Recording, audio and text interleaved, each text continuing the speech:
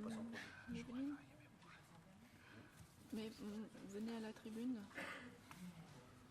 Vous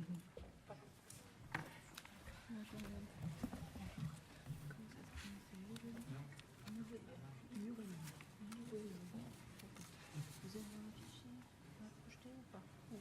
J'ai quelques documents. J'avais monsieur Toulzé. Oui, c'est bon. D'accord. Sinon, j'ai une clé USB. Non, là, on a.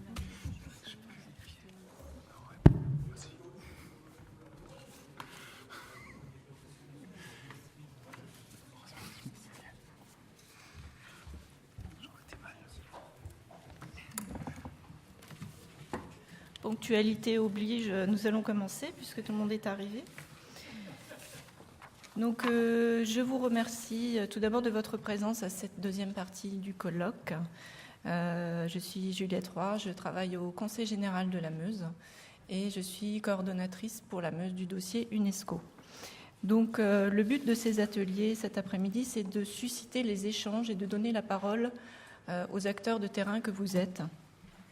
Donc, pour cet atelier, nous allons débattre autour du thème « Paysages et sites de mémoire, quelle valorisation ?»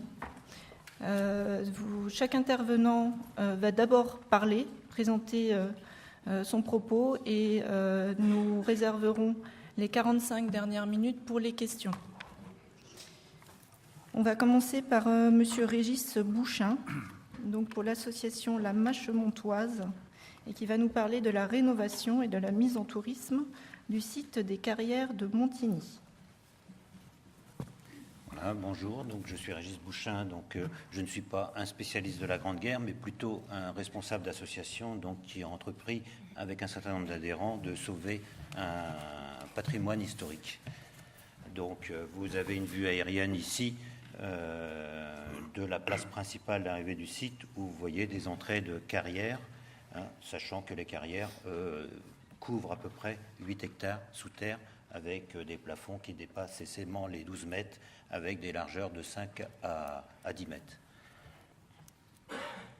Alors donc, ce lieu est situé dans un massif forestier, un massif forestier, mais au niveau d'un plateau, parce que vous êtes sur un banc calcaire, bien sûr, extraction de la pierre oblige.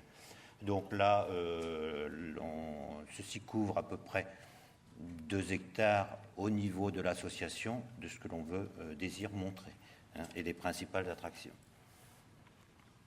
Alors, la particularité du site, c'est que, d'un point de vue foncier, c'est que vous voyez que c'est morcelé à des tas de petites parcelles, parce que avant la Grande Guerre, c'était l'exploitation de la pierre, et que chaque propriétaire le terrain était très riche parce qu'il était propriétaire du sol et du sous-sol, donc une certaine valeur en termes de pierre. Voilà. La création de l'association date de 2008, avec une douzaine de personnes. On en est actuellement à 70 adhérents à peu près, avec pour un bon nombre d'actifs pour sauver un petit peu ce lieu. Donc la première vocation, comme je vous l'ai dit, c'est de restaurer et de mettre en valeur un patrimoine communal et même bien au-delà. Alors, plusieurs thématiques bien sûr, parce que j'ai parlé de la pierre, il y aura la Grande Guerre, mais aussi il y a un témoignage, disons un aspect géologique un petit peu, où on a les différentes couches géologiques et des fossiles assez remarquables sur la première partie supérieure du terrain. Alors, bien sûr, ce qui nous intéresse, nous, ici, c'est plus l'aspect Grande Guerre, parce que l'exploitation de la pierre s'est arrêtée net avec le conflit 14 et n'a pratiquement pas repris après. Il faut savoir que l'exploitation de la pierre, on a des traces à partir de 1600. Il y a eu pratiquement 3 siècles d'exploitation de pierre. Et le plus gros de l'exploitation de la pierre, c'est 1850, c'est la reconstruction de Paris. C'était un des sites dans l'Oise qui fournissait les pierres pour reconstruire donc les immeubles dits haussmanniens donc de Paris. Donc les soldats se sont installés dans ces carrières en 14, donc, et notamment donc les Français, à 2 km de la ligne de front, hein, les Allemands étant à 3 km de ce site. Donc, bien sûr, de nombreuses traces, de nombreux régiments ont vécu ici. Donc, on voit là quelques photos. Ils ont laissé un certain nombre de témoignages, comme beaucoup de fresques historiques. Hein, on en voit un certain nombre ici, sachant qu'on en trouve plus d'une centaine, hein, voire beaucoup plus. Hein. Donc là, il y en a d'assez remarquables ici. Voilà, donc on a une qui a été réalisée par Buchet, qui montre donc un légionnaire, hein, qui protège un petit peu l'avancée par rapport à l'avancée de l'ennemi avec son bouclier, son glaive. Donc voilà, c'était une compagnie de légionnaires. Alors d'autres sculptures aussi, ou fresques, comme vous voulez, qui sont assez remarquables. Notamment, celles-ci sont signées Marius Corpé, hein, dont on a retrouvé là très récemment un petit peu qui était ce Marius Corpé. C'était un ténor à l'Opéra de Paris en 1910, et donc qui avait fait l'école des Beaux-Arts, et donc il avait fait entre autres sur les carrières de Montigny donc ces deux remarquables sculptures, hein, dont une première est un petit peu détruite et la deuxième dû à un effondrement, il manque un petit peu la tête, mais on a les œuvres originales au niveau photo. Celle avec le lion qui terrasse le monstre, hein, le monstre ennemi, hein, qui montre toute sa puissance, a été retrouvée suite à des travaux de déblaiement. Il faut savoir que le site que vous avez vu en 2008, c'était devenu une décharge. Hein, donc on a commencé à nettoyer en été 2008, hein, toutes les carcasses de voitures, machines à laver et tout ce qui s'ensuit. Hein, donc il y a eu un été de nettoyage complet, à plus les ronces, les arbres qui étaient entre ces carcasses. Et donc là, suite au déblaiement, on a retrouvé cette sculpture qui avait à nos yeux disparu. Alors d'autres éléments visibles aussi, c'est ces carrières, c'était un lieu de retranchement où il y avait une vraie vie pour les soldats. On retrouve le salon de coiffure, le mess, l'hôpital. Toutes ces inscriptions-là, on peut les retrouver très nettement. Et tout ceci était protégé, ceinturé par des tranchées, hein, par des réseaux de tranchées. Ici, réhabilité l'été dernier par un chantier international avec des jeunes, notamment donc un groupe d'Allemands et d'Italiens qui sont venus l'été dernier travailler. On a repris rendez-vous pour cet été. Donc sinon, tous ces réseaux de tranchées sont encore très visibles et amener les soldats jusqu'en première ligne. Et donc on peut retrouver tout cela, et donc on va continuer un petit peu tout ça. Donc là, on voit un poste de surveillance, hein, un petit peu au loin, et la façon dont étaient installées les tranchées, et on a travaillé avec l'aide de M. Wiltart, hein, qui nous a conseillé sur la façon de réhabiliter ces tranchées, pour ne pas faire d'erreurs historiques. D'autres témoignages de la Grande Guerre, par exemple, qui datent de cette année aussi, ou plutôt de la fin 2012, c'est par ses écrits. Donc, par notre site internet, un certain monsieur John Anzalone, qui est un historien, professeur de français à l'université aux États-Unis, m'a contacté avec simplement le terme Montigny. Et donc, ce monsieur s'intéresse beaucoup à la Grande Guerre en France à travers les illustrations. Et donc, il a fait l'acquisition à Paris d'un manuscrit magnifique, vous pouvez voir ici, donc d'un soldat qui a été incorporé donc aux carrières de Montigny de 1914 à 1916. Et donc, il a publié, après, ce soldat maréchal a publié ce livre en 1920. Donc, il n'est pas mort sur le site. Et donc, on a 84 pages avec, à droite, toujours une illustration aquarelle, à gauche, des écrits, vraiment d'une qualité littéraire très intéressante. Voilà, donc ce monsieur Anzalone a pris contact avec nous et est même venu faire une conférence au printemps, donc sur le site des carrières de Montigny, en salle troglodyte. Voilà. Et donc là, on voit avec la communauté de communes pour pouvoir faire la publication de ce livre. Hein, donc, l'exploitation de la pierre, bon, là, on passe un petit peu à la Grande Guerre, bien sûr. Une autre thématique très intéressante, c'est l'exploitation de la Grande Pierre. Il y a de quoi faire un musée sans problème. Bon, je passerai là-dessus, c'est connu. L'habitat, en 1850, sur les registres de Machemont, on avait à peu près pas loin de 200 habitants. Et tout ça dans des maisons troglodytes. Toutes les entrées des carrières, c'était de l'habitat pour les familles. Les carriers et les familles habitaient sur place. Donc, il y a à peu près 7 quartiers troglodytes. On en a réhabilité un, d'après photos historiques. On a reconstruit donc, les murs avec portes et fenêtres d'après photos. Donc, la zone que vous voyez dans le bas aussi à droite est devenue, entre autres, une zone de spectacle, de plein air, ce qu'on a appelé le théâtre de verdure. Alors donc, quelques points de vue comme ça assez remarquables de par la nature. On peut voir voilà, des paysages assez extraordinaires. Voilà, une végétation, bon, on se croirait presque sous les tropiques à certains moments. Alors donc, les carrières, donc un lieu de rencontre et de partage. Oui, bon, nous avons mis en place des circuits visites. Et autant dire que nous attirons déjà dès maintenant beaucoup de visiteurs. À la journée du patrimoine, par exemple, on fait toujours au moins 1000 entrées.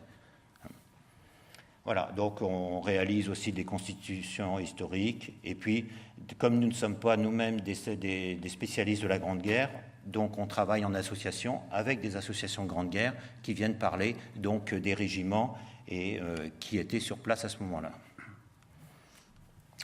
Voilà, sinon, ce site est très... on peut faire de la peinture, taille de pierre, musique, théâtre, conférences. Toutes ces actions, on les a mis en place à travers ces quelques images. Bon, un nombreux partenariats qui sans eux, on n'aurait pas pu avancer. Bien sûr, beaucoup d'énergie, à 90% bénévole des membres de l'association. Mais maintenant qu'on a prouvé un petit peu ce que l'on savait faire, maintenant, donc, on est aidé par la communauté de communes, bien sûr, la communauté de communes des Deux-Vallées, qui est très active maintenant. Et l'argent est quand même nécessaire, le Conseil général, et puis beaucoup de partenaires privés. Maintenant, on arrive, en sollicitant un petit peu les partenaires privés, on arrive à avoir un peu de moyens et des prêts de matériel pour pouvoir entreprendre des travaux de déblaiement et de reconstruction. Voilà, donc là c'est une partie du premier quartier troglodyte, un petit peu, avec les murs en reconstruction. Donc ça, c'était 2008-2009. Et surtout, un aspect très important, donc c'est la sécurisation du site. Donc ça a été visé par la société Ineris, qui a validé des circuits visites. Et donc, suite à cela, nous avons été obligés de faire des travaux de sécurité qui sont encore en cours actuellement. En bas, donc, on voit un petit peu sur la diapositive de haut on va dire le déblaiement des arbres, etc. Et aussi, dans le bas, donc, le Machemont était un village de vignerons, donc on a réimplanté sur les parties supérieures qui étaient les vergers à l'époque donc des carriers avant le conflit, donc la réintroduction de la vigne. Alors donc là, nous poursuivons toujours les travaux, notamment sur la partie théâtre de verdure que je vous ai montré rapidement tout à l'heure. Donc ça va devenir une zone de spectacle et assez intéressante. Donc nous avons réalisé des gradins en pierre. Donc ça, les travaux ont été faits il y a 2 mois à peu près. La poursuite des tranchées, ça je vous en ai parlé. Voilà le théâtre de verdure maintenant cette semaine. Voilà ce que ça donne avec les gradins. Et pour retrouver un petit peu l'aspect d'avant, donc redonner un aspect de verdure. Donc sur la diapositive de droite, vous avez une photo prise de haut avec la scène en bas, qui fait à peu près une surface de 12 mètres par 12 mètres, donc qui peut accueillir des groupes intéressants. Notamment donc le spectacle d'ouverture le 28 juin 14 pour l'anniversaire Grande Guerre, donc qui a été commandé par, entre autres, le musée Territoire, et puis qui couvre 5 comités de communes qui vont financer donc un spectacle d'ouverture. Et ce spectacle d'ouverture aura lieu sur le site des Carrières de Montigny, durant plusieurs jours, dont avec sur ce lieu. C'est bon. Là, un autre aspect, c'est la réhabilitation de la chapelle, d'après une aquarelle de M. John Anzalone, que l'on a vu tout à l'heure. Et à droite, vous avez la chapelle aujourd'hui. Et donc, suite à ces trouvailles, on se comme pour objectif de réhabiliter cette chapelle. Voilà, donc là maintenant, quelques éléments encore à développer. Vous voyez, il y a encore beaucoup de travaux à venir, notamment au niveau sécurité, etc. Voilà. Bon, je vous remercie de m'avoir écouté. Merci, monsieur. Vous restez là pour les questions après? Oui. Alors, monsieur Bigorgne pour la Meuse.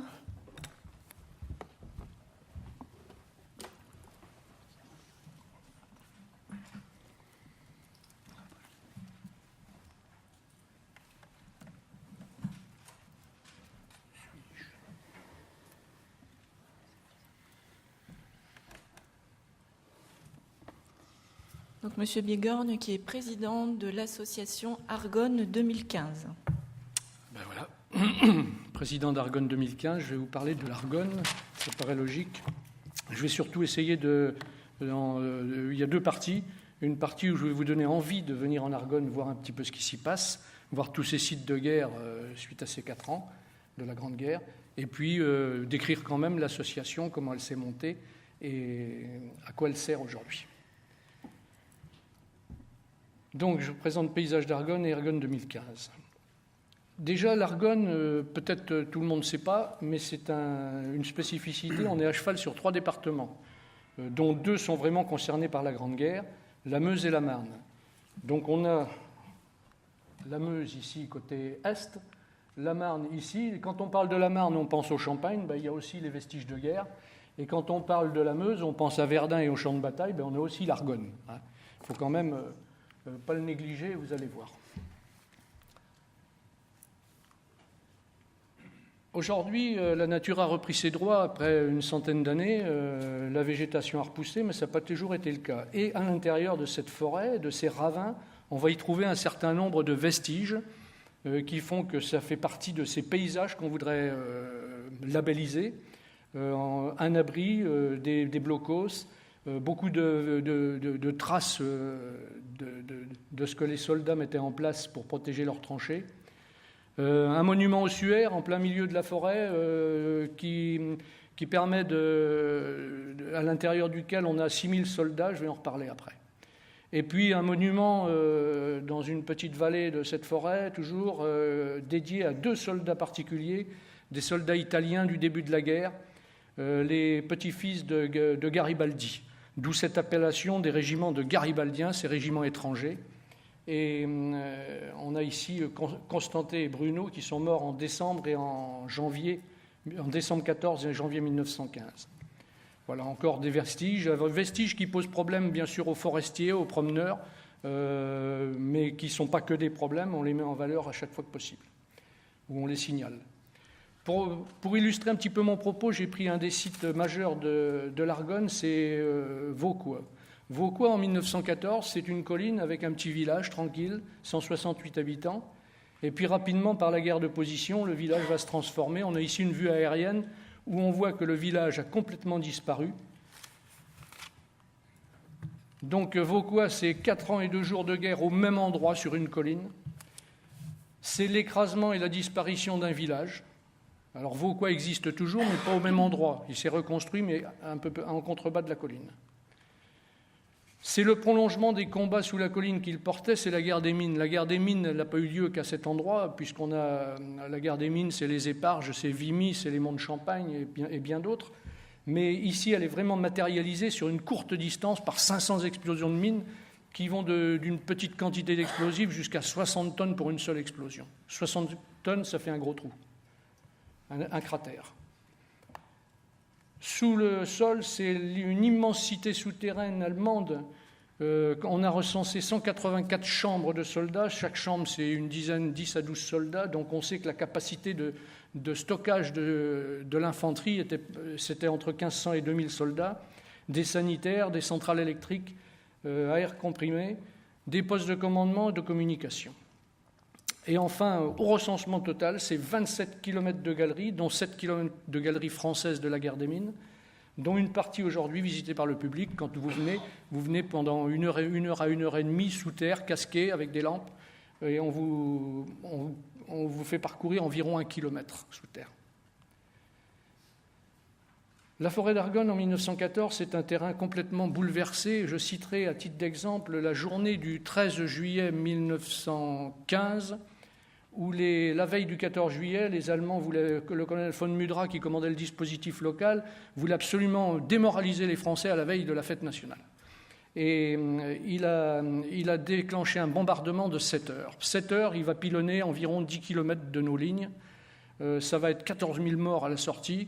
Mais ces 14 000 morts qui sont dans les nécropoles autour, ce n'est pas ce qui est visible aujourd'hui. Bien sûr, les nécropoles sont toujours là, mais c'est surtout tous les vestiges, ce terrain complètement bouleversé.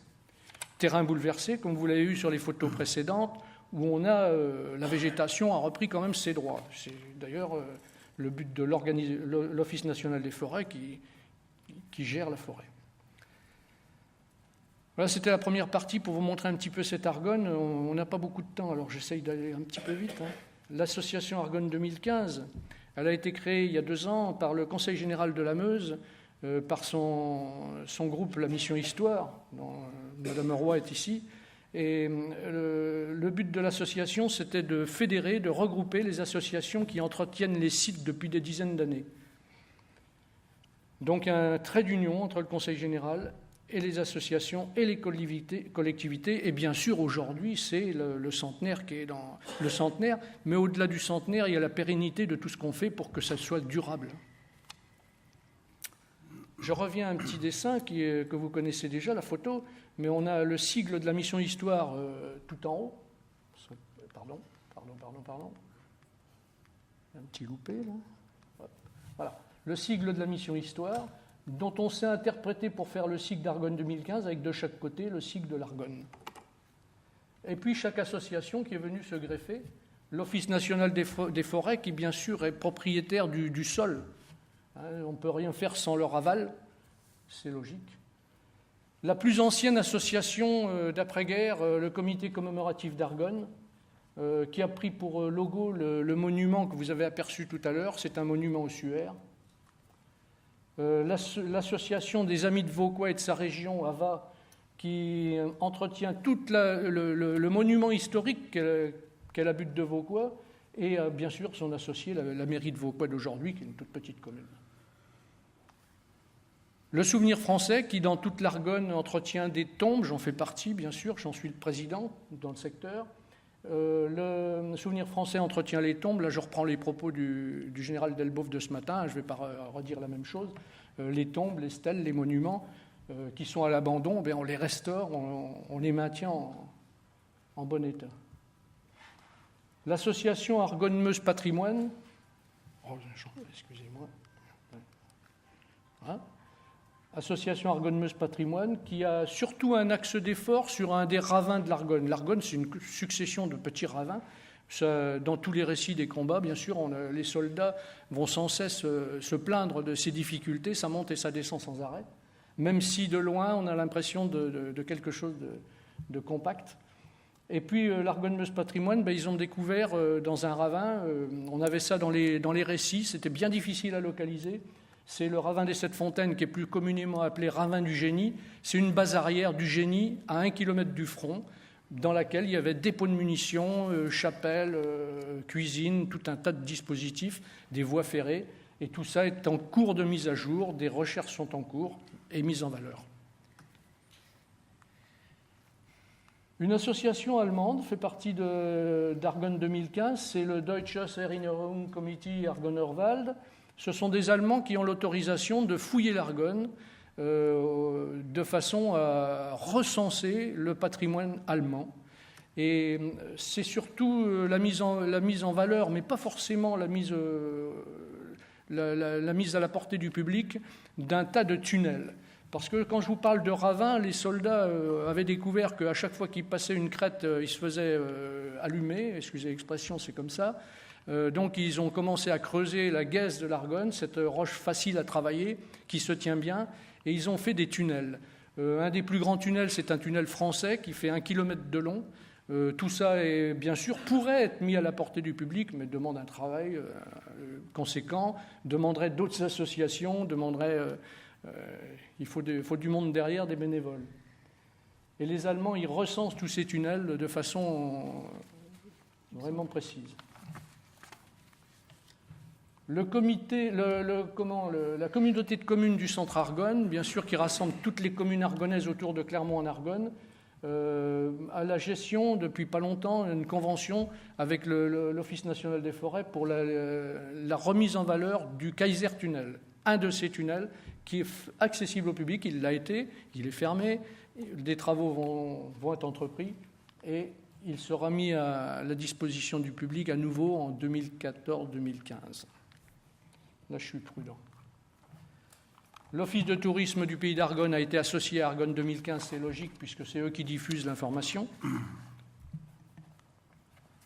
Et enfin, une bonne idée, on est en Meuse, le Conseil général de la Meuse, il n'a pas tenu compte de la frontière, qu'est la petite rivière la Bième, qui nous coupe de la Marne et de la Champagne. Il a associé une association ancienne aussi, le comité franco-allemand, qui met en valeur tous les sites allemands de côté Marne, de cette forêt d'Argonne, dont la vallée Moreau, ça se situe à côté de Vienne-le-Château. C'est un camp de l'arrière allemand qui est très proche du front, dans lequel il y avait de quoi aux Allemands de se détendre, de se reposer, de se soigner, quand je dis se détendre, c'est un cinéma. On y trouve des latrines, on y trouve plein de choses. On voit vraiment, on imagine la vie de l'Allemand à cette époque-là.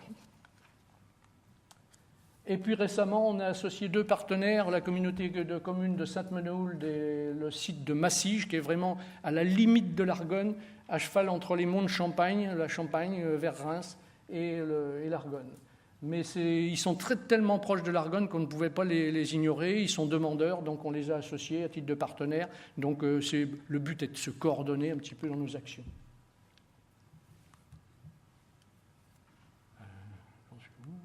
Voilà. Alors qu'est-ce qu'on a fait depuis 2 ans ? Eh bien, on a déjà réalisé sous ce monument ossuaire de la Haute-Chevauchée un sas de vision. Les gens allaient voir un monument en pleine forêt sans pouvoir pénétrer à l'intérieur. Il est maintenant ouvert 9 mois sur 12, on le ferme l'hiver, mais on a fait un sas de vision en altu-glace qui permet d'apercevoir les ossements à l'intérieur. Il y a 6000 soldats de toutes nationalités qui sont visibles et qui sont là entassés, des inconnus, tous ceux qu'on n'a pas identifiés. Et puis les ex-voto, toutes ces plaques que les familles mettaient en souvenir de leur famille, dont certaines ont des photos, c'est précieux aujourd'hui, et tout ça est visible grâce à un sas de vision librement. C'est pas une association, c'est pas un musée, chacun peut y rentrer. Qu'est-ce qu'on a en cours comme travaux à la Haute-Chevauchée toujours, c'est un site, la Haute-Chevauchée, quand on parle de l'Argonne, la Haute-Chevauchée, ça a son pesant. C'est des travaux d'aménagement du conservatoire des tranchées. Je crois que c'est peut-être un des points qui sera les plus spectaculaires quand il sera réalisé. On a en fait, le long de la ligne de crête, une série de cratères de la guerre des mines. La première ligne française, d'un côté, qui est à peine visible, qui va être remise en état, et surtout les lignes allemandes qui sont encore très très visibles, très marquées sur le terrain, qui vont être remises en état de façon à ce que les gens puissent faire une visite libre, guidée par des petites pancartes, des indications, postes de guet, postes de tir, postes de mitrailleuse. Ça va être très spectaculaire. C'est environ une zone qui fait, à l'estime, de 300 mètres sur 300 mètres. Quelque chose comme ça, à peu près. Poursuite des recherches et d'aménagement du ravin des Génies, j'en ai parlé tout à l'heure, j'y reviens pas. Et à la Chalade, une petite commune située tout près de la forêt. Très petite commune. On a cet énorme monument dont j'ai parlé tout à l'heure. Vous avez vu le monument des 2 Garibaldiens tués en décembre 14 et janvier 15. La restauration du monument est en cours. C'est très important et vous allez comprendre par la suite. En projet pour 2014-2015, à la Haute-Chevauchée, réouverture du Kaiser Tunnel, je l'ai dit tout à l'heure. À Vauquois, le musée de plein air des blocs de béton préfabriqués. Quand on fait des recherches, on s'aperçoit qu'il y avait des usines à béton côté français comme côté allemand qui fabriquaient toutes sortes de blocs de béton calibrés de tous sens et que ces blocs, on va les exposer en plein air de façon à expliquer ce qui se faisait. Aménagement au village d'un point d'accueil, j'ai presque fini. Aménagement au village d'un point d'accueil, ça faisait besoin, je ne le détaille pas. Et enfin, pour 2015, à Vauquois, on aura l'année 2015, c'est pour ça qu'on appelle notre association Argonne 2015, l'effort va être sur 2015, l'évocation historique par connaissance de la Meuse, donc de nuit, la deuxième quinzaine de septembre, une soirée peut-être sûre, et peut-être deux, et à la Chalade le 25 mai 2015, ou 24 ou 25 mai 2015, je ne sais plus si c'est 24, l'hommage aux Garibaldiens à l'Italie, une grande fête de la journée près du monument des Garibaldiens, où on va se rassembler avec les Italiens. J'ai le contact avec Anita Garibaldi, ça ne s'invente pas, c'est la fille de Santé Garibaldi pour les spécialistes, qui était un des soldats, un des frères de ceux qui ont été tués. À la sortie tout à l'heure, je vous ai préparé un document sur tous les combats d'Argonne et les sites d'Argonne, vous pourrez le prendre. Et voilà, questions-réponses tout à l'heure. Merci. Merci beaucoup, Guy. Donc à présent, c'est Madame Liouveline qui va nous parler de la gestion d'un site du local à l'international. Et cette personne travaille dans la Somme.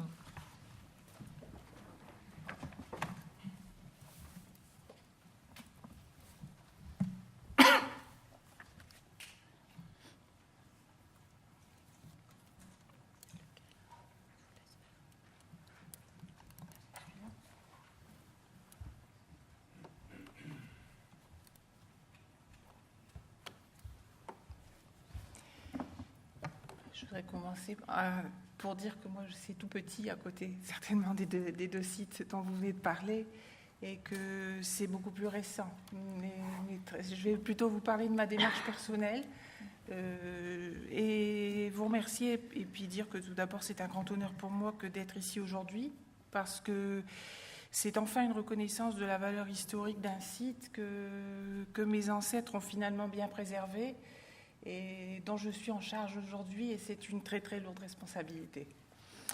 À la fin de la guerre, la Boisselle, c'était ce que vous voyez, bon, c'est petit, mais il y avait juste un panneau qui indiquait l'emplacement du village. On s'accorde pour dire qu'il n'y a aucune chance pour que le terrain soit à nouveau constructible ou cultivable. Le paysan ne pouvant plus travailler sa terre, il était devenu inutile de reconstruire la ferme dans son village. Donc, la Boisselle était en zone rouge et il était prévu de ne pas le reconstruire. La Boisselle sera cependant reconstruite par la volonté essentiellement d'un homme. Alors là,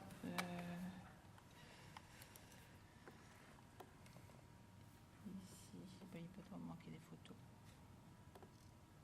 Si, peut-être bien. Oui, voilà. Alors là, c'est une photo que j'aime beaucoup. Alors, c'est un de mes aïeux, c'est le grand-père de mon grand-père qui est ici à droite du maréchal Foch.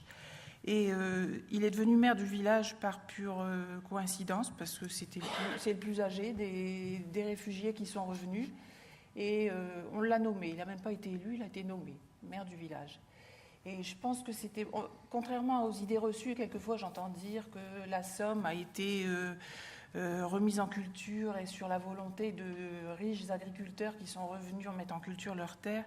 Je ne crois pas, enfin là, pour ce cas-là, non. C'était des gens très simples qui tout simplement sont venus rebâtir sur leurs ruines parce qu'ils avaient un attachement viscéral à la terre où ils étaient nés. Et la majeure partie des agriculteurs qui ont remis les terres en culture dans la Somme sont venus de Belgique, après la Première Guerre mondiale. Donc pourquoi ça a été reconstruit? La Somme a été reconstruite plus que la Meuse ou la Marne, ça c'est un fait, mais il y a certainement un gros attachement, c'est le tempérament picard peut-être, je ne sais pas. Alors à partir de ce moment-là, les personnes, enfin les habitants du village vont faire l'impossible pour effacer les traces de l'invasion. Ça, c'est devenu une obsession. Et la surface de la zone rouge, elle a été ramenée en 1926 à 441 hectares au lieu de 28 000 initialement prévus. Et la commune de la Boisselle en 1926 ne se trouve absolument plus en zone rouge. Pourtant, il reste encore quelques vestiges. En 1947, voilà une photo aérienne de la Boisselle en 1947. où on voit encore des cratères de mines. Il y a celui de Lochnagar qui existe toujours aujourd'hui, et le ISAP qui existe encore là aujourd'hui. C'est la route. Voilà, le ISAP est ici. Le cratère de Lochnagar, que vous connaissez certainement beaucoup plus, est ici. Et le ISAP était encore visible ici. Et le gloriole se trouve là, ici, entre deux.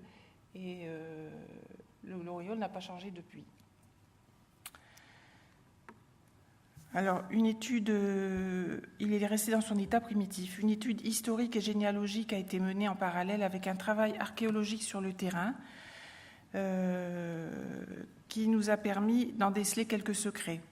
Ce que les soldats français ont tout d'abord appelé l'îlot de la Boisselle était constitué d'un ensemble de bâtiments qui comprenaient 2 corps de ferme.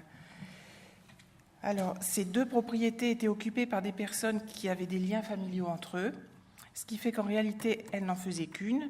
Et les 2 propriétés, mais c'est entre ces 2 propriétés que vient se fixer la ligne de front au mois de décembre 1914. Alors, j'ai un plan ici.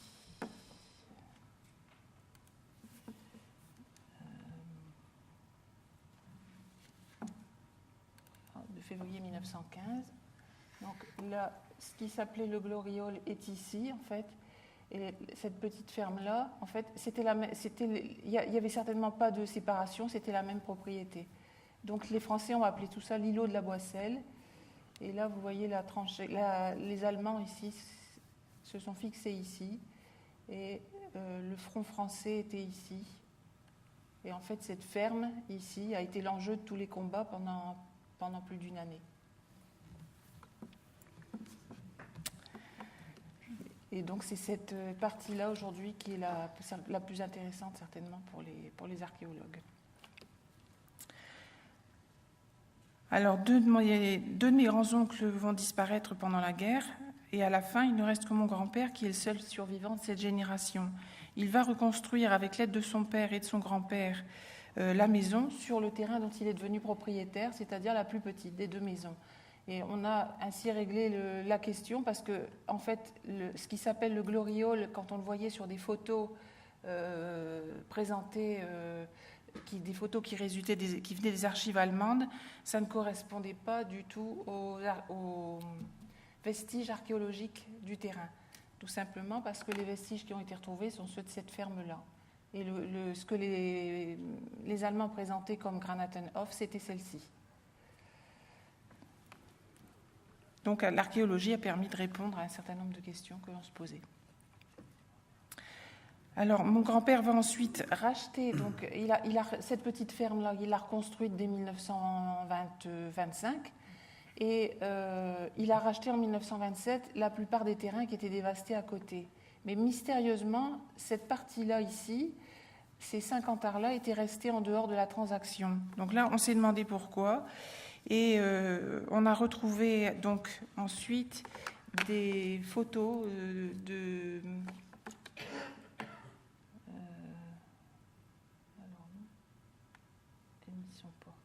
on a retrouvé des photos les vétérans britanniques et français avaient l'habitude de commémorer le 1er juillet ensemble. Donc c'est pourquoi certainement il y avait un projet de mémorial qui n'a pas abouti. Je sais pas, je suis partie. J'ai du tout cliqué.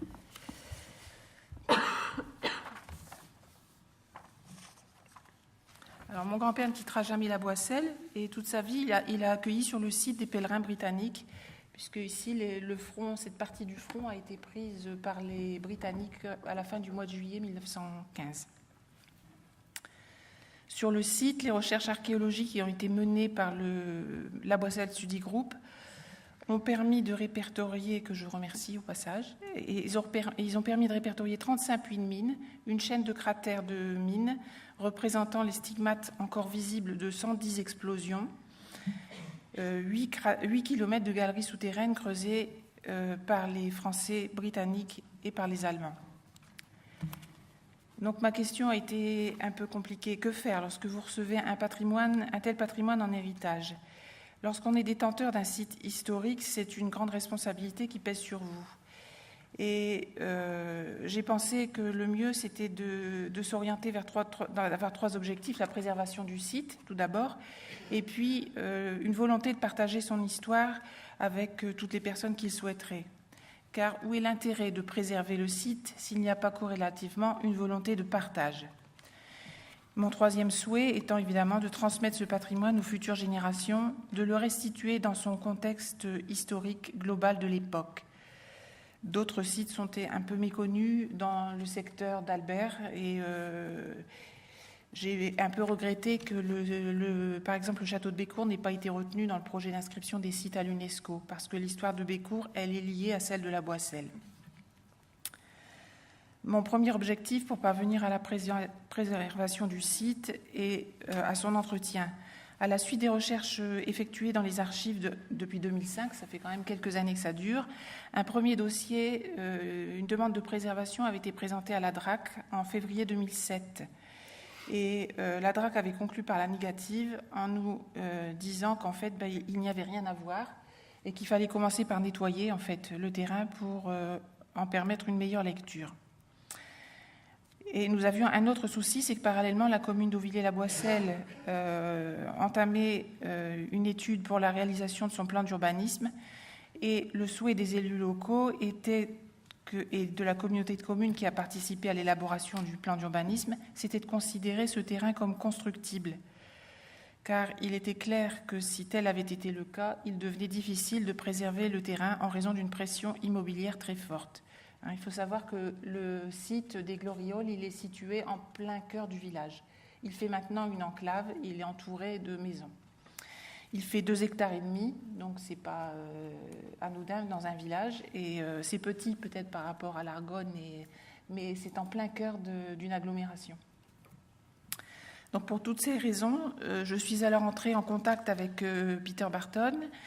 Et les Britanniques, disposant de moyens technologiques perfectionnés, nous ont permis de situer exactement les tranchées, bien qu'elles avaient complètement disparu en surface, et j'ai pu également obtenir un plan des galeries souterraines, de manière à situer ces dernières sur le terrain. Alors, ici, voilà le premier plan. Donc ça, là, vous voyez tout ce que vous voyez, ce sont des galeries souterraines. Ce ne sont pas les tranchées. Donc, j'ai pu ensuite, alors là, on a, là c'est les galeries françaises et britanniques, et ensuite, voilà, sur la route de Bécourt, de l'autre côté, ici, vous avez la galerie allemande qui est ici. Donc, apparemment, sur ce côté de la route était tout à fait, c'est plat, et ça prouvait malgré tout qu'il y avait un danger de classer ça en zone constructible. Donc, on est allé rencontrer le commissaire enquêteur qui gérait le plan d'urbanisme et on a réussi à faire changer le projet de plan d'urbanisme. Le terrain est aujourd'hui déclaré dangereux. Il n'est pas préservé, mais il est réputé impropre à la construction. Évidemment, ça permet de sauvegarder temporairement le terrain, mais ça nous laisse la charge entière de son aménagement ou de son entretien. Donc, assurer l'entretien du site de 2,5 hectares en plein cœur du village de la Boisselle qu'il ne faut pas laisser à l'abandon. N'étant pas agriculteur moi-même, c'est forcément pas une chose facile. Et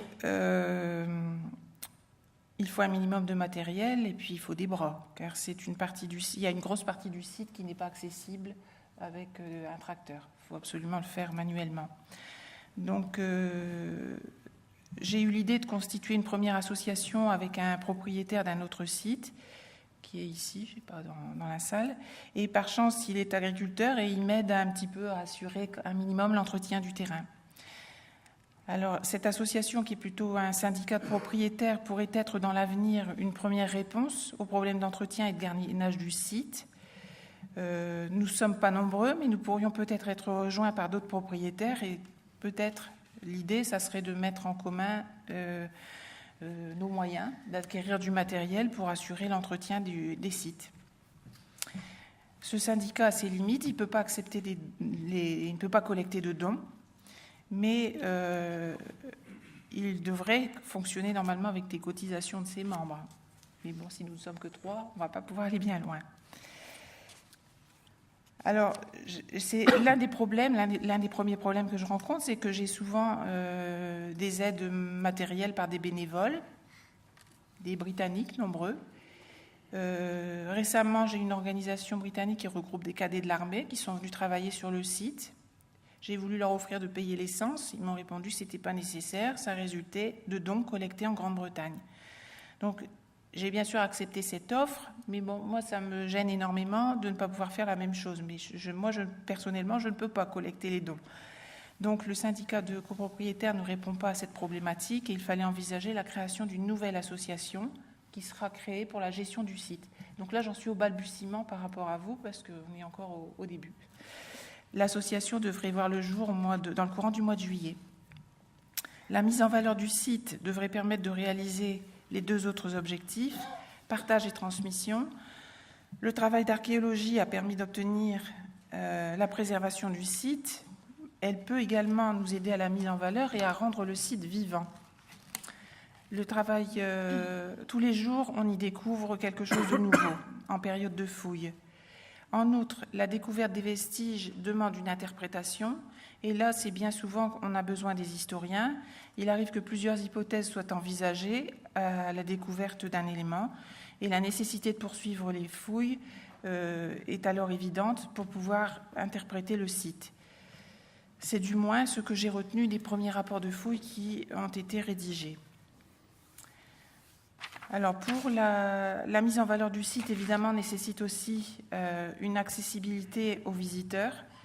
Le problème, c'est que l'ouverture du site au public nécessite des autorisations préfectorales qu'en l'état, nous n'obtiendrons pas. Alors, on pense peut-être créer une association et faire venir des visiteurs au moyen d'une adhésion temporaire. Là, justement, ma venue aujourd'hui, c'est, j'espère, peut-être trouver des solutions aux problèmes qui se posent. Comment ?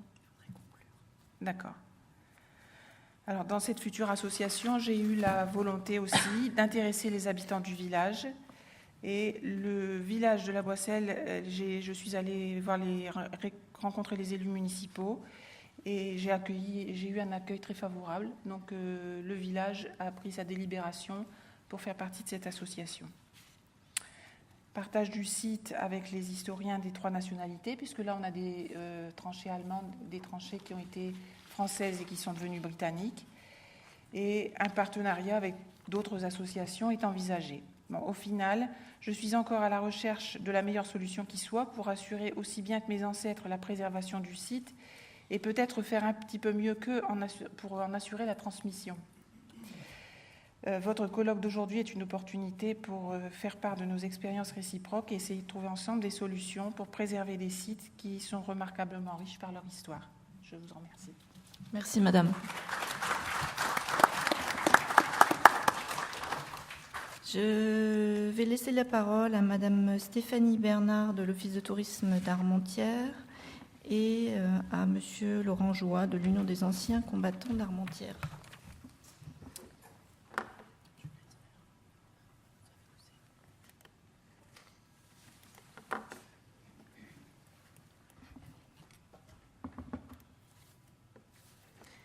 Alors, bonjour à tous. Je vais vous faire défiler quelques photos qui vont illustrer un peu mes propos à venir. Voilà. Donc, je me présente. Donc, je suis Stéphanie Bernard de l'Office de tourisme de l'Armentiérois. On est passé intercommunal plus récemment puisque Armentières a associé à sa mise en valeur et à sa promotion touristique les petits villages entre Armentières et Lille, comme la Chapelle d'Armentières, Houpline, Prémec et Capinghem.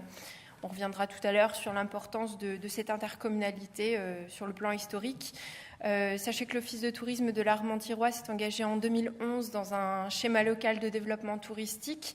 Ce dernier a révélé une certaine stratégie de positionnement qui est de faire de l'Armentiérois une micro-destination transfrontalière en développant à la fois le tourisme vert et la mémoire. Armentières, avec l'enclave wallonne de Comines-Warneton-Ploxter qu'on a pu évoquer ce matin, est située vraiment en plein sur la ligne de front entre Fromelles et Ypres, qui sont deux grands sites sur notre secteur transfrontalier. La volonté de l'Office de tourisme était de développer un réseau de circuits de randonnée à thème, valorisant à la fois la nature, l'histoire et le patrimoine. Le patrimoine et les traces de la Grande Guerre sont présents de manière assez dense sur l'ensemble de notre territoire touristique, et l'objectif étant de valoriser au mieux l'ensemble de cet héritage de la manière la plus complète qu'il soit. Pour cette raison, en fait, l'Office de tourisme a travaillé main dans la main avec l'Union des anciens combattants d'Armentières, qui est présente aujourd'hui, afin d'établir plusieurs lignes d'action. Parmi ces lignes d'action, la première fut la création d'un circuit de randonnée pédestre sur la ligne de front, classé au plan départemental des itinéraires de petites randonnées. La seconde action concerne la création d'un réseau entier de circuits de randonnée cyclotouristiques. Un premier circuit propre à notre territoire partant du cantonnement donc britannique qu'était Armentières vers le cantonnement allemand en traversant le No Man's Land. Un second circuit vers Fromelles et les Wep, et enfin un dernier circuit vers Messines et le Saillant d'Ypres. Afin d'animer ces itinéraires, l'Office de tourisme travaille avec notamment les communes, les associations, des étudiants en langue étrangère et en art graphique afin d'implanter une vingtaine de panneaux d'interprétation et de mémoriaux, le tout en harmonie avec ceux qui ont déjà été implantés à la fois par nos homologues belges et aussi par la Commonwealth War Grave Commission, qui a mis en valeur plus récemment les cimetières militaires avec de nouveaux panneaux d'interprétation. Nous avons également travaillé avec le comité départemental et le comité régional du tourisme Nord et Nord-Pas-de-Calais pour que ces circuits intègrent le prochain volet des chemins de la mémoire. Sachez que l'ensemble de ces mobiliers de randonnée, de ces panneaux d'interprétation, dans le cadre du plan de départemental des itinéraires de petites randonnées, pourra être pris en charge sur un certain pourcentage par le Conseil général du Nord, qui nous aide énormément quant au développement de réseaux de randonnée. Notre souci principal, en fait, était que même si Armentières a une grosse présence historique le long de la Première Guerre mondiale, aujourd'hui, on est un peu entre la Belgique, Ypres et les Wep. Notre souci était de créer ce lien qui était manquant un peu dans la valorisation du patrimoine sur la vallée de la Lys. La dernière action donc, sur laquelle nous travaillons d'arrache-pied pour l'année prochaine, c'est d'implanter un pôle d'accueil du public visant à mettre en valeur le patrimoine de mémoire du territoire. Ce lieu aurait pour objectif de devenir le point de départ idéal des circuits de randonnée du territoire. Donc là, pareil, on travaille main dans la main avec nos collègues de Fromelles, de Ploxter et d'Ypres pour éviter toute redondance et avoir une logique très pertinente pour les visiteurs. Plus récemment, je me permets de l'évoquer, nous avons travaillé sur l'élaboration, au niveau de l'Office de tourisme et de l'Union des anciens combattants, l'élaboration d'un réseau d'accueil consistant à mobiliser et fédérer les habitants sur l'ensemble du territoire afin d'animer au mieux ces itinéraires. Que ce soit sur de l'accueil public, sur les rencontres avec notamment les touristes étrangers qui viennent dans notre région, ou alors sur l'animation tout simplement de ces circuits de randonnée. Voilà. Pour compléter donc mes propos, j'ai vu que mon diaporama n'avait pas fonctionné, je vais le relancer. Et je vais passer la parole au président, monsieur Laurent Joie, qui vous décrira plus complètement l'histoire en fait et la composition de notre territoire. Merci Stéphanie. Merci. Donc bonjour à toutes et à tous. Alors tout d'abord, je vais vous présenter succinctement un petit historique du secteur d'Armentières durant la Grande Guerre. Alors les premiers combats ont lieu dès le 4 octobre 14 et opposent les cuirassiers fantassins français aux Allemands. Les Allemands prennent la ville d'Armentières jusqu'au 9 octobre. puis en sont chassés par les Britanniques, le 17 du même mois. À partir de là, la ville d'Armentières devient une ville britannique. Elle le restera durant 3 ans et demi. À la libération de la ville d'Armentières, les Britanniques parlent, eux, de la première bataille d'Armentières. La ville restera donc sous contrôle britannique et elle sera reprise par les Allemands en avril 18 seulement. Et là, on parle de la deuxième bataille d'Armentières. Elle sera ensuite libérée le 17 octobre 18, ce qui fera la troisième bataille d'Armentières. Mais on pourrait plutôt dire qu'Armentières fut une bataille continue durant 3 ans et demi. Armentières était alors appelée la nurserie par les troupes britanniques, car toutes les troupes qui arrivaient en France, néo-zélandaises, canadiennes ou australiennes, faisaient souvent leurs premières armes sur le front d'Armentières. C'était là qu'ils faisaient l'apprentissage de la guerre des tranchées avant d'être envoyés sur des points plus chauds du secteur. Le secteur servait aussi de banc d'essai pour de nouvelles techniques de guerre, ce qui explique notamment la richesse et la diversité architecturale des blocos, côté allemand.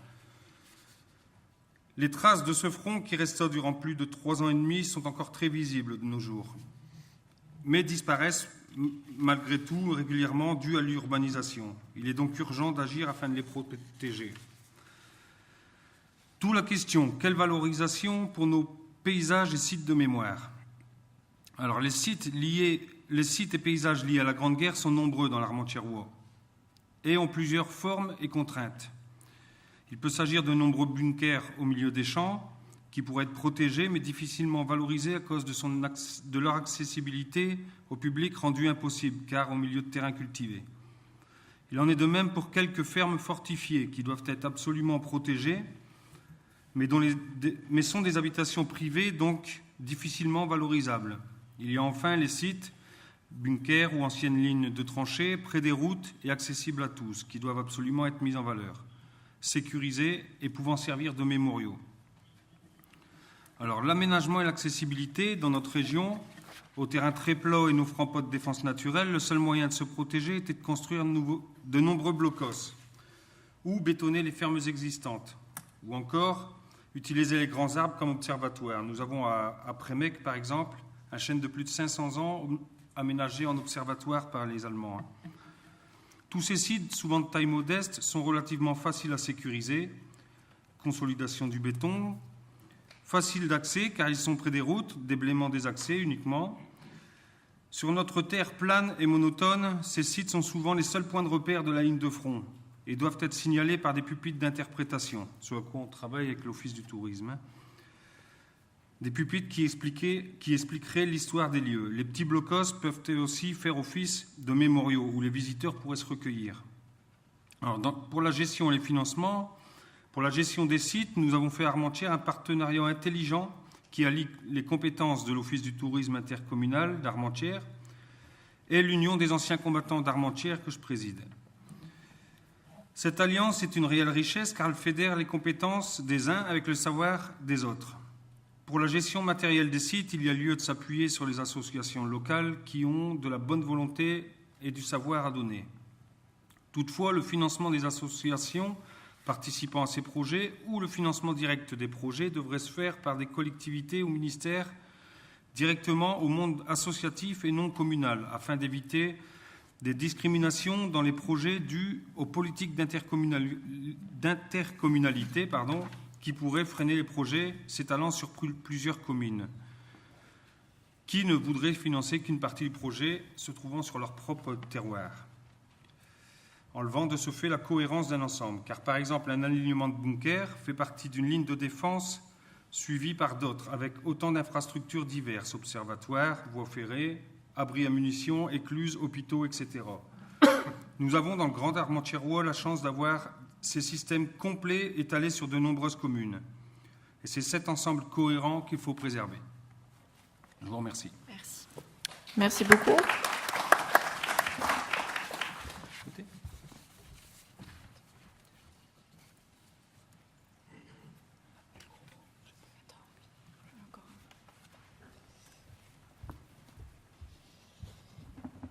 Donc nous avons encore un intervenant, Monsieur Jean-Paul Morel, qui va nous présenter en 5 minutes chrono sa base de données Quel sur gageur, Internet, 5 minutes. Pour que Bonjour. ensuite nous puissions échanger justement. Bonjour à tous. Donc, mon nom est Henri Morel. Je suis président d'une association qui, depuis 30 ans, raconte l'histoire de la Grande Guerre sur le terrain. Et on a eu là un bon exemple des compétences que nous retrouvons partout sur ce front qui va de la Belgique à la Suisse, des gens dévoués, compétents et qui veulent faire connaître leur travail. Or, on a justement, nous, travaillé en prévision du centenaire sur une base de données. Alors, ce n'est pas un projet, ça existe. Hein. Donc, c'est pas on l'avait tout à l'heure. On va revenir en arrière. C'est sur Morel. J'ai vu passer Morel dans le... Voilà, c'est celui-là. Voilà, merci bien. Alors, je vais vous présenter ce qui existe actuellement. C'est un site où il y a déjà plusieurs centaines de fiches documents et de fiches promenades. Et je ne vous cache pas que nous avons été enthousiasmés par ce projet fédérateur qui allait partir de la Belgique pour aller jusqu'à la frontière suisse, pour permettre à toutes ces bonnes volontés de se retrouver sur le terrain. Alors, de façon concrète... Alors, attendez, bougez pas. Ah oui, ça c'est la diapo. Est-ce que je peux revenir sur le fichier HTML? Là, c'est la diapo JPEG. Oui, je préférais. Non, c'est du fichier HTML. PowerPoint. Du fichier HTML. Ah ben, attendez, il est où? Vous l'avez sous forme... Non, on l'a pas. Non, il faut l'avoir, le fichier HTML. Il est là-haut. Non, c'est pas celui-là. Où est-ce qu'il est, ce fichier HTML? Non, c'est pas ça.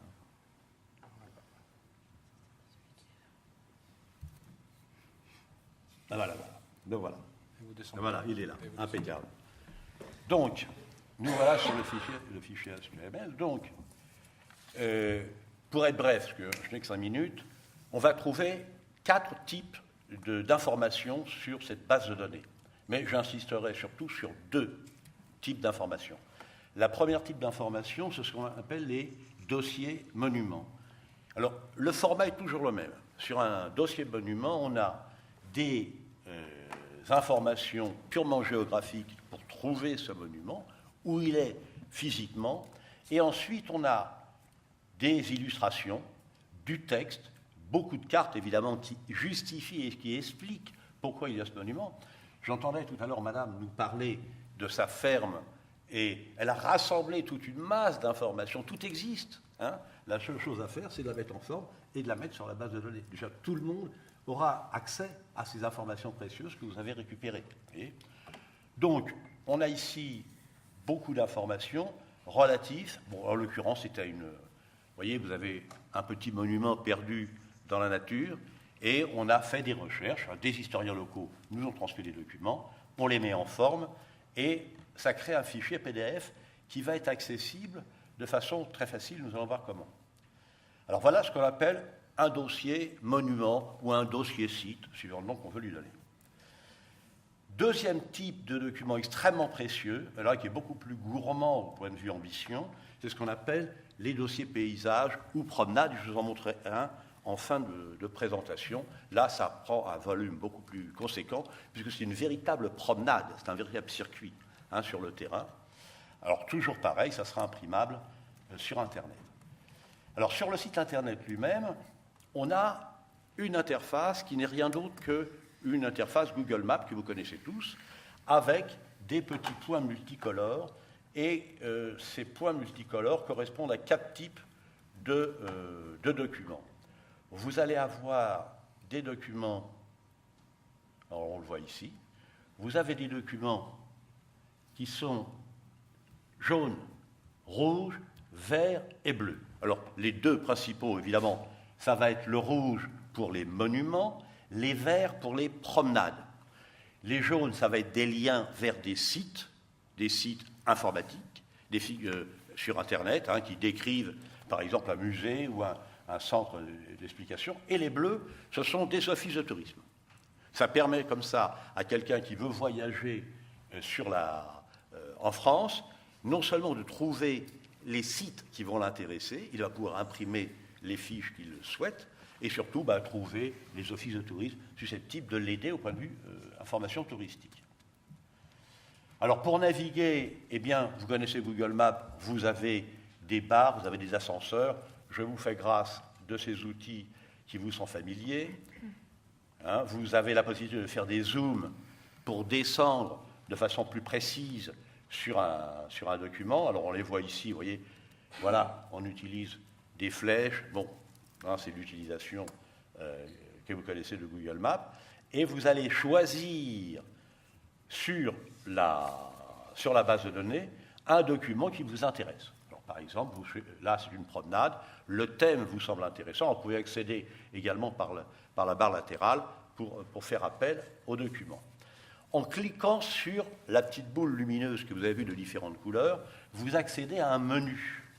Alors dans ce menu-là, vous allez accéder à des documents PDF, voyez, pour recevoir le dossier sur la tombe d'Henri Lisonneur, pour recevoir l'extrait du GMO, etc., vous avez des documents PDF. Ça veut dire que vous allez recevoir un document PDF, et si vous intéresse, vous l'imprimez. Si vous ne vous intéresse pas, vous ne l'imprimez pas. Hein. Bien entendu, vous pouvez être aussi sur le terrain. Si vous avez un iPad, enfin un matériel assez moderne, grâce à Internet, vous êtes face à un monument, il vous intéresse, vous recherchez sur la base de données ce qui est relatif à ce monument. Ça, c'est intéressant aussi. Hein. De plus en plus, nous avons maintenant des outils de transfert via Internet, mais via le réseau des téléphones portables. C'est extrêmement important d'offrir cette possibilité aux gens qui se promènent sur le terrain avec des téléphones portables sophistiqués. Alors, pour terminer, je voudrais vous montrer un exemple de ce que peut donner un dossier paysage promenade. Hein, paysage promenade, c'est un véritable circuit. Alors, comme pour un dossier monument, vous allez avoir une en-tête avec une carte qui introduit le sujet, c'est-à-dire où physiquement on doit se rendre, avec, comme pour un document, un monument ordinaire, vous avez les coordonnées, longitude, latitude, et puis le thème principal de la promenade.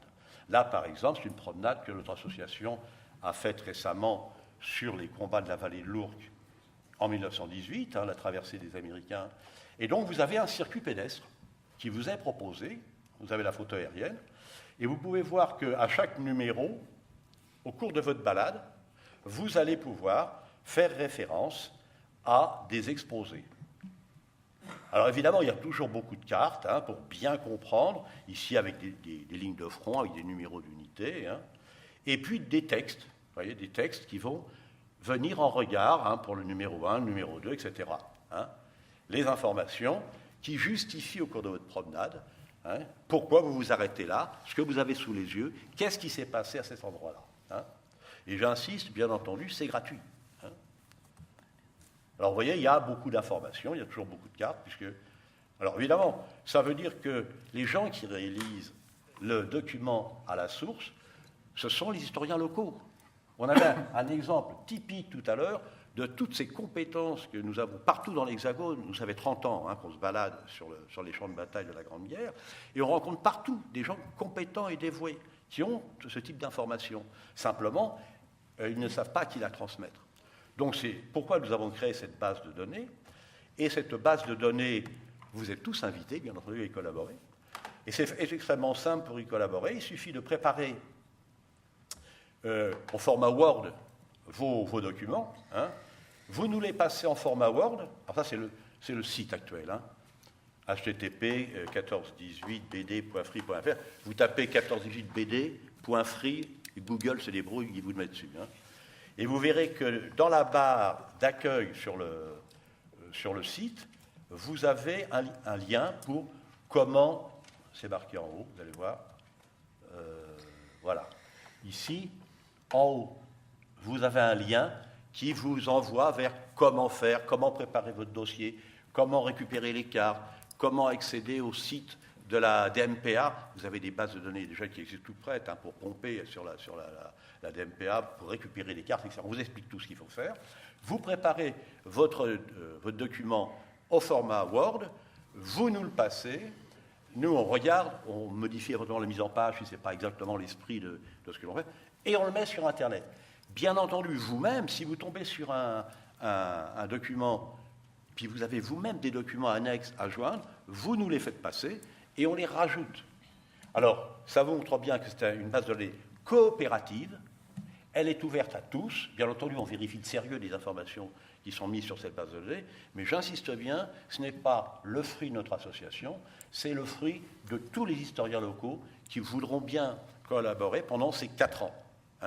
Notre objectif, nous, 2014-2018, on a déjà plusieurs centaines de monuments, vous les verrez, vous les regarderez, et on compte sur vous. Vous allez passer au fur et à mesure, vous avez un document, et il recevra la base de données.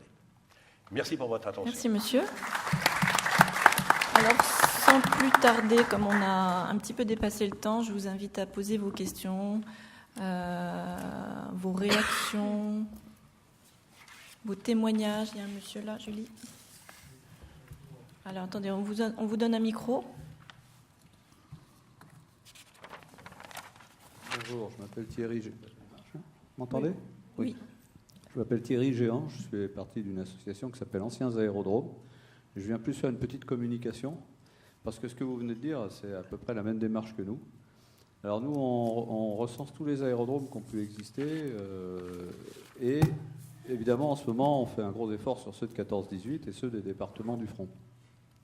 Donc si vous mettez Anciens Aérodromes dans un moteur de recherche, c'est le premier qui sort, c'est le nôtre. Il n'y a pas de souci. Et c'est une démarche un peu du même genre, sauf que nous, c'est nos adhérents qui alimentent, et on travaille surtout à partir des fonds d'archives. Mais on est demandeurs ou accepteurs de participation d'autres associations ou de travail de mise en place de liens de l'un vers l'autre. Alors, depuis ce matin, j'ai marqué que l'aéronautique n'est pas tellement mise en valeur pour le moment. C'est vrai qu'on ne trouve pas beaucoup de vestiges de 14-18, des aérodromes de 14-18, parce que c'était du très léger. Ce que je disais tout à l'heure à quelqu'un, ce qu'on trouve maintenant, c'est quand les charrues arrachent les drains. On trouve les morceaux de céramique qui sont relevés par les charrues. Mais on les positionne et puis on essaye de faire comprendre le rôle de l'aviation dans cette guerre, enfin de l'aéronautique, les ballons et l'aviation, et puis le rôle de cette guerre dans le développement de l'aviation, puisqu'aussitôt après, ça a été le développement de l'aviation commerciale, grâce aux nombreux pilotes formés pendant la guerre, aux avions qui restaient en place et aux connaissances qu'on a pu acquérir pendant. Voilà. C'est juste pour dire qu'on a une démarche un peu à côté. Et qu'il y a des possibilités de coordination et de synergie. Ouais, tout à fait. C'est exactement, si vous voulez, ce type d'information. Vous avez le site, vous savez où il est, et vous avez de la doc ancienne. Vous avez des photos. Je crois, par exemple, on a mis un terrain d'aviation où le capitaine Guilmer a reçu non pas la Légion d'honneur, il l'avait déjà, mais la Grande Croix.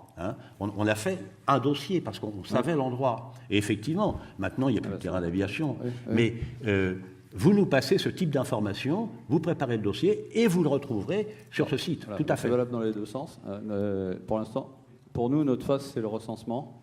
On est en train de recenser à partir des archives des listes de terrains et essayer de les situer sur la carte. Voilà.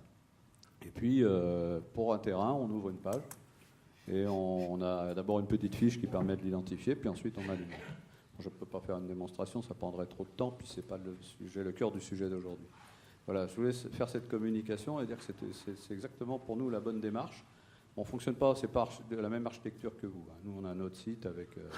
voilà, et justement, on veut éviter... Le drame, ça va être ça. Si vous voulez, un des drames, donc connaît bien le milieu, ça fait 30 ans, c'est que chacun a tendance à travailler dans son petit coin et à manquer la dimension fédératrice. Or, on a une chance extraordinaire. Enfin, on a quelque chose qui va nous fédérer à l'échelon c'est très bien. de ligne de front. On est venu pour écouter, nous, pour voir si on peut faire des propositions. Voilà. Bon, je ne vais pas monopoliser la parole, je vais rendre le micro. Merci, monsieur. Je vous remercie de m'avoir écouté. Alors, on a un monsieur là-bas.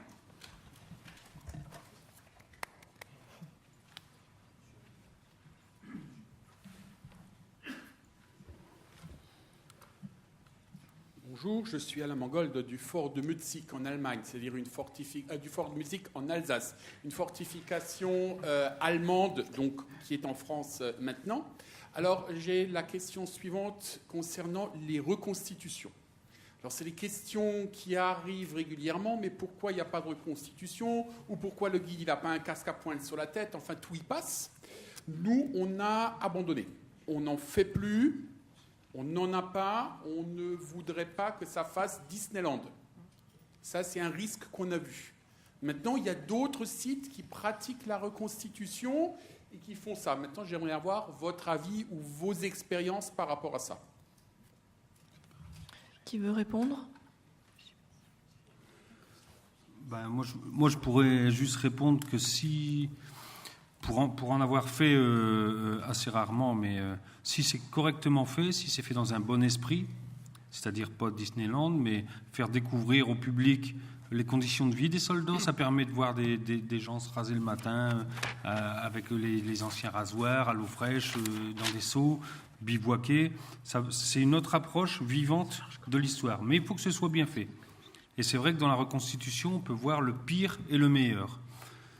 Mais là, c'est aux gens de trier les groupes.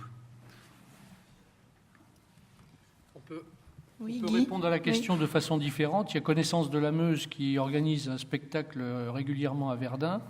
Ce sont des gens qui s'appuient sur des historiens, donc ils ne font pas du n'importe quoi. Que ce soit des soldats habillés en allemand ou en français, tout est contrôlé, vérifié. Donc, Connaissance de la Meuse, vous regardez sur Internet, vous entrez en contact, et là, vous avez quelque chose de carré. Moi, j'aimerais intervenir également, car justement, pour revenir sur ce que monsieur disait, à Armentières, nous organisons en octobre 2014, pour commémorer la course à la mer, une très grande reconstitution d'un campement de la Première Guerre mondiale avec différents régiments très bien représentés sur la ligne de front. Le second week-end d'octobre 2014, sachant qu'on aura à peu près 200 intervenants qui pourront présenter chaque campement de chaque régiment, car aucun régiment n'avait les mêmes habitudes. Donc voilà, ce sera pour 2014 une très bonne expérience et je pense un très bon exemple. Pour ceux qui sont peut-être encore frileux des reconstitutions, je vous invite à venir à Armentières en 2014.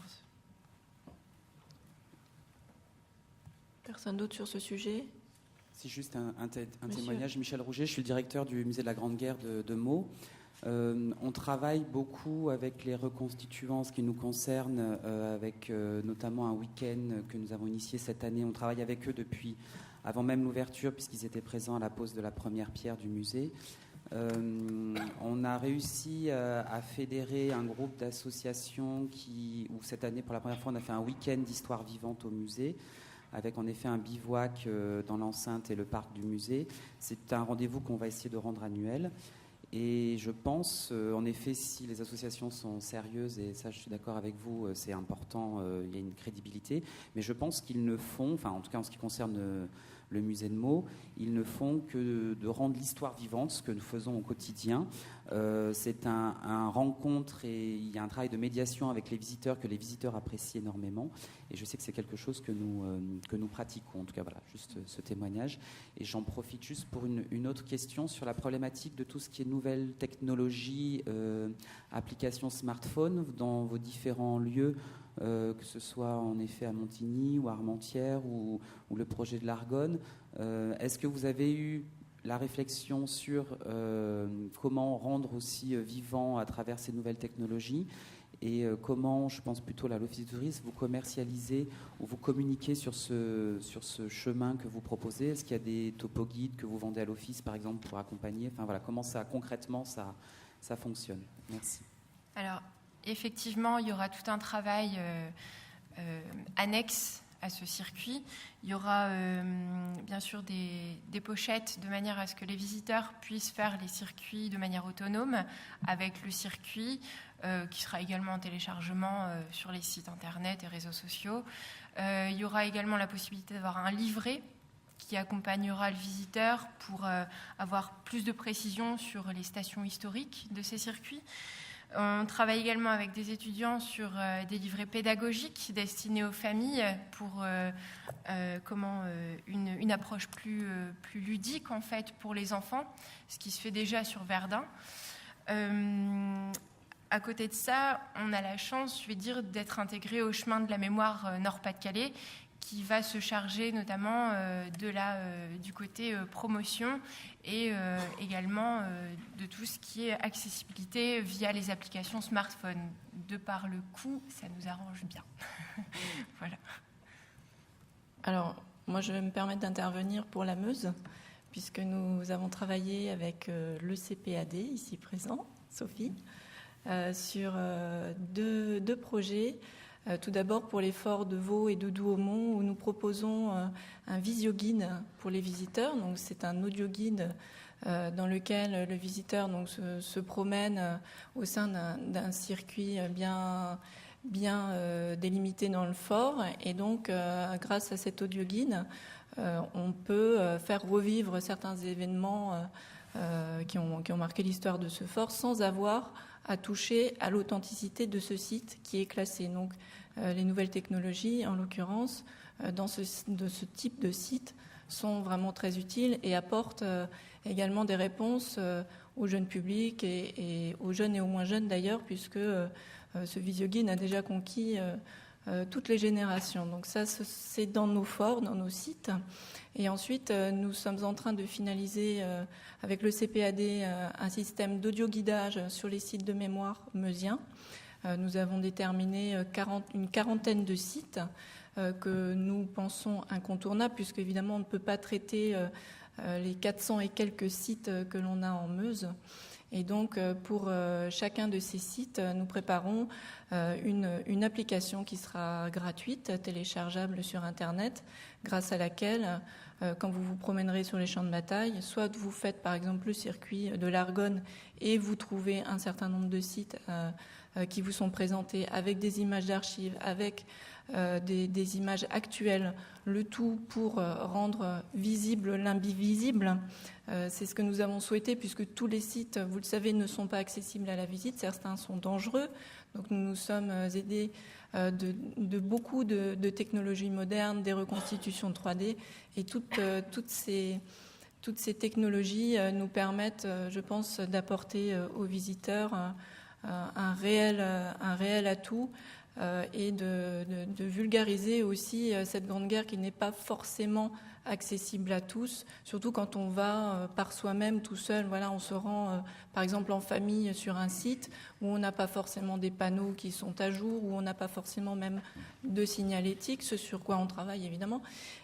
Mais en tout cas, avec ce type d'application, on a accès via son smartphone à toute une somme d'informations qui sont vivantes et qui sont vraiment très intéressantes. Donc nous sommes en train de finaliser ce projet pour qu'il soit prêt avant 2014 pour le début du centenaire de la Grande Guerre. Monsieur.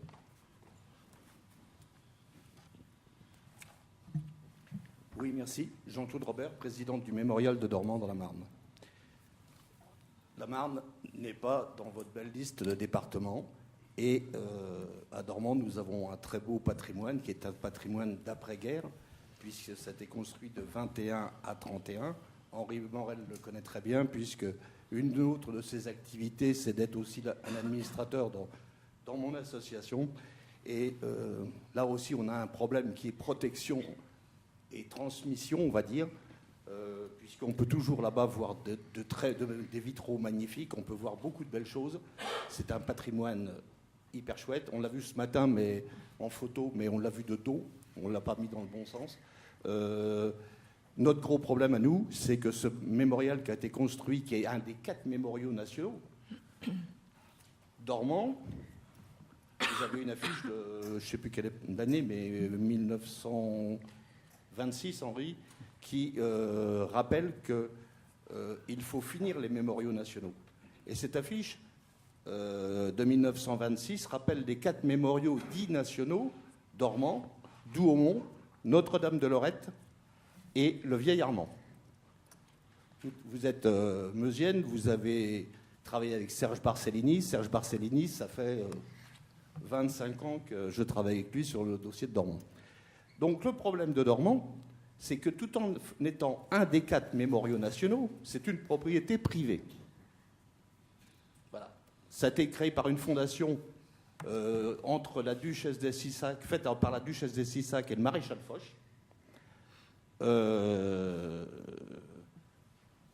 Qu'est-ce qu'on peut dire? La fondation, elle a été vite exsangue, et on est au cœur de la bataille de la Marne. On est là pour les 2 batailles de la Marne, sur un site qui a été choisi par le maréchal Foch. On a 26 hectares, un château, le mémorial, et c'est une commune de 3000 habitants qui assume. Voilà. Et là, protection, transmission. Nous, on n'a pas de pierre à nettoyer, on a besoin d'étanchéité, on a besoin de toiture, de choses comme ça. Je vais vous répondre. C'est pas facile. Par rapport au fait qu'à ce jour, le département de la Marne n'a pas encore rejoint notre association. Le fait est que, pour le moment, la Marne est candidate à une inscription au patrimoine mondial de l'UNESCO de ses vignobles de Champagne. Et pour le moment, il ne souhaite pas que ces 2 dossiers soient en concurrence. Ceci dit, nous travaillons activement avec toutes les associations et tous ceux qui souhaitent justement porter ce patrimoine au nombre des périmètres qui vont être retenus. Et le bureau est en pleine réflexion sur la façon dont nous pourrions intégrer d'autres structures autres que des conseils généraux, justement, pour pouvoir intégrer le patrimoine marnais. Donc, c'est en cours. Alors, pour la Marne, pour la petite histoire, le secrétaire de mon association, c'est l'homme de la mémoire de la Marne. Donc, je signe, moi. En tant que président, je signe avec vous. Nous allons revenir très bientôt vers Paul vous. Savary, c'est un ami de 30 ans. Donc, voilà. Moi, je signe avec vous. Je peux ajouter quelque chose, Oui. Juliette? Prenez contact avec la personne de l'ONAC 51 qui est en charge de la labellisation des projets sur la Marne. Bruno Dupuis. Si vous voulez, moi, je suis tous les jours au téléphone avec Christian Bruyen. Je pense que c'est aussi l'homme de la situation. On a été labellisé l'année dernière patrimoine historique du XXe siècle. En ce moment, on fait tout pour empêcher le classement au bâtiment de France. Parce qu'on veut pouvoir faire certains petits aménagements, certaines petites choses, certains travaux par nous-mêmes. Si on attend de passer bâtiment de France et d'avoir le classement, on ne pourra plus rien faire. Aujourd'hui, pour pouvoir nous débrouiller à entretenir, nous ne pouvons pas accepter le classement. Donc on a accepté le classement patrimoine historique du XXe siècle, mais on n'a pas, on fait tout, on freine des cas de fer pour le reste. Je maintiens ce que je dis. L'opportunité du centenaire, c'est qu'il y a de la labellisation en cours dans chaque département concerné, et c'est l'ONAC qui a ça en charge, hein, quelqu'un de l'ONAC. Oui, tout à fait. Non, mais on les connaît. C'est une suggestion. Oui, non, mais tout à fait. Alors nous, on a fait aussi un dossier un peu spécifique, puisque le 11 novembre dernier, nous sommes des 4 mémoriaux nationaux à avoir encore la gerbe du président de la République. Donc le chef de l'état-major particulier du président est reparti avec un dossier ayant mention de tous nos problèmes, et Serge Barcellini m'a confirmé ce matin qu'il avait regardé le dossier cette semaine. Très bien. Parfait. Madame ? Là.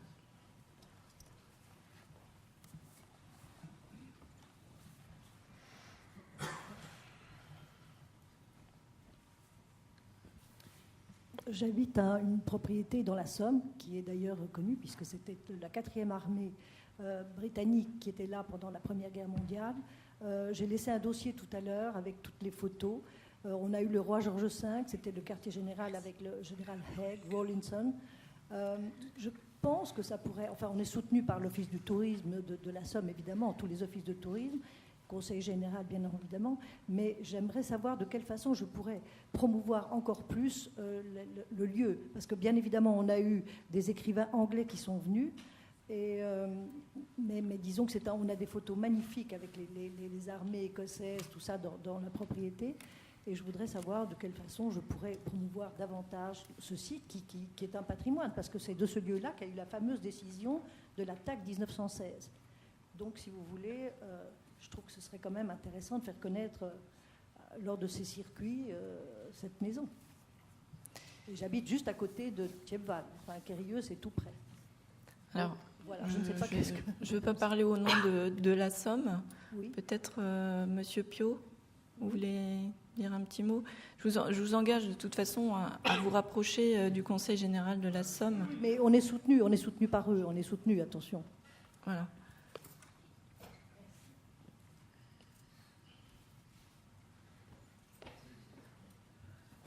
Monsieur Piot. Très rapidement, donc Jean-Louis Piot, je suis vice-président au Conseil général de la Somme et vice-président de l'association. Donc moi, je vous conseille de vous rapprocher de notre chargée de mission, entre autres, et puis de notre coordinatrice, qui est présente, Véronique Coupe, et on verra comment on peut mieux faire pour vous aider dans votre projet. Il n'y a pas de problème.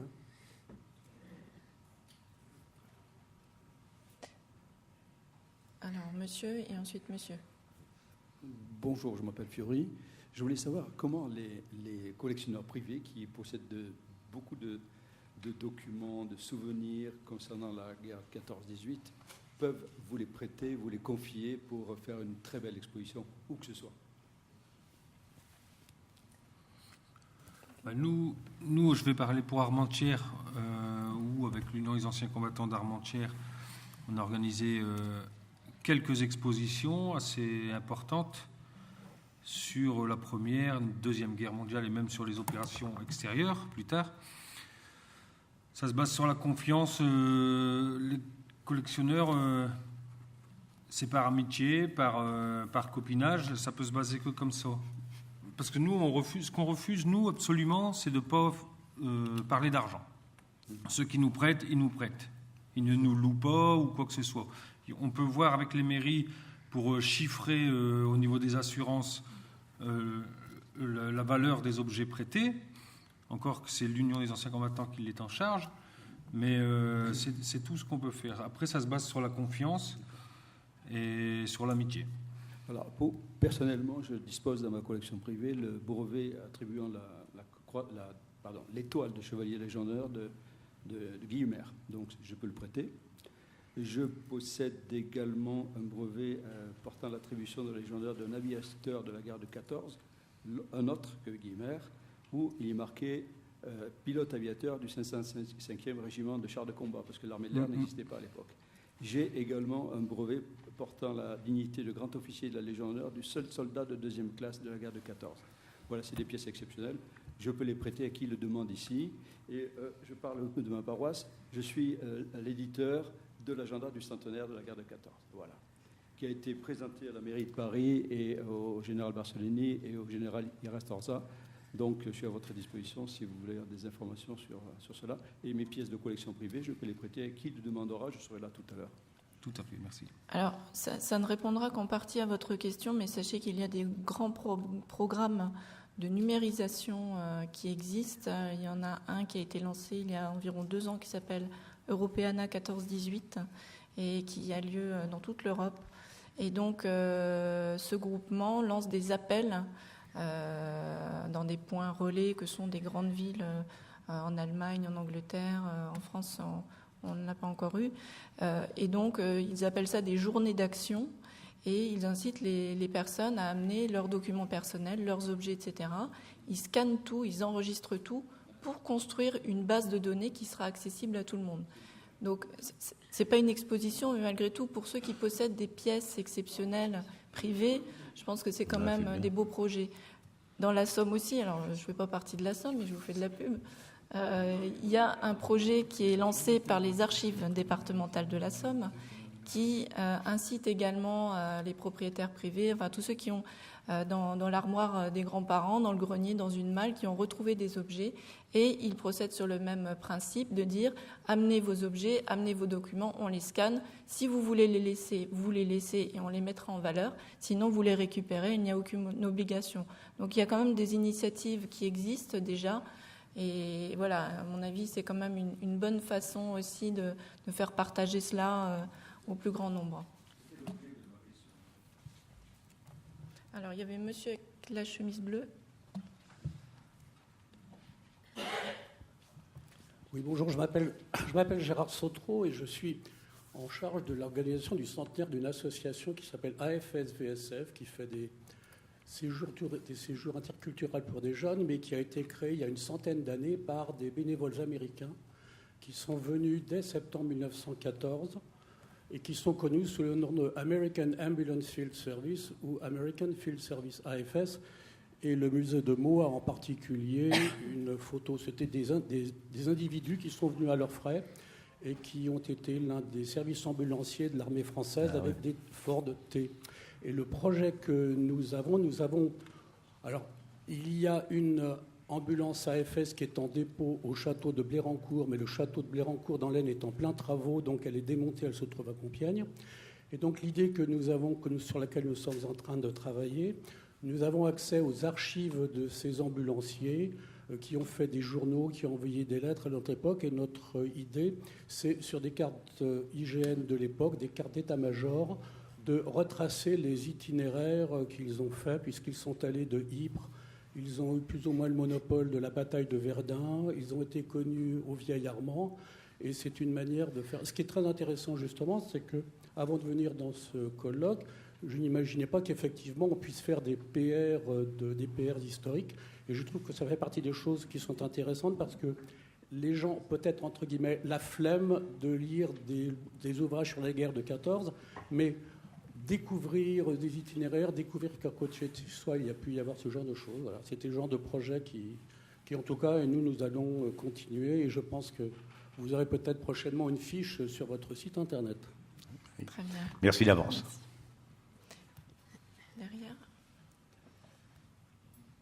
Bonsoir, Bernard Letemps, mémorial de la clairière de l'Armistice. Je voulais faire d'abord une première remarque sur les reconstitutions ou les documents qui seront distribués. Il est très important de les dater, parce que les gens, le combattant de 1914, fût-il français, fût-il allemand, n'est pas le même que celui de 1916, voire de 1918. Hein. Donc ça, c'est très important. Deuxième chose, au niveau de la transmission de documents, à l'armistice, nous avons numérisé 8400 plaques de verre stéréo. Et je pense que beaucoup de gens ont des plaques de verre qui traînent dans un coin. Alors on en voit de temps en temps sur eBay.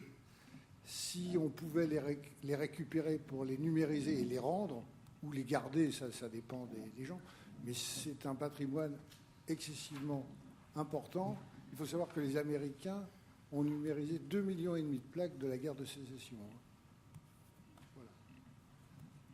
Merci pour cette information. Est-ce que quelqu'un veut réagir ? Y a-t-il d'autres questions ? Monsieur ?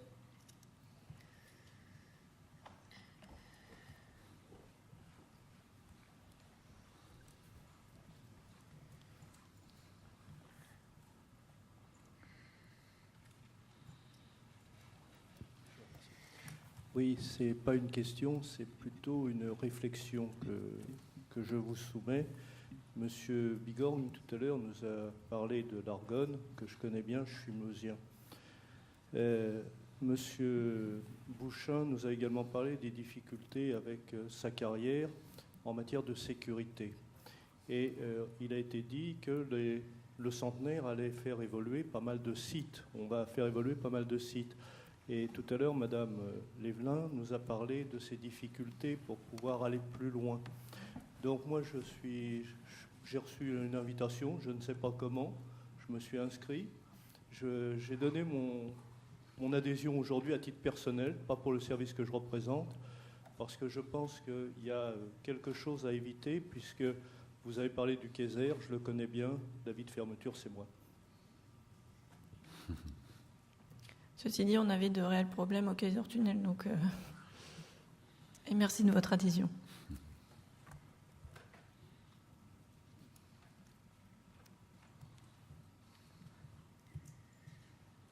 Donc si on a fini avec les questions, les réactions, je vais vous laisser quelques minutes de pause et puis ensuite on aura donc la séance de conclusion qui aura lieu dans cet amphithéâtre dans 5 petites minutes, 5-10 minutes. Merci beaucoup, merci aux intervenants. Merci.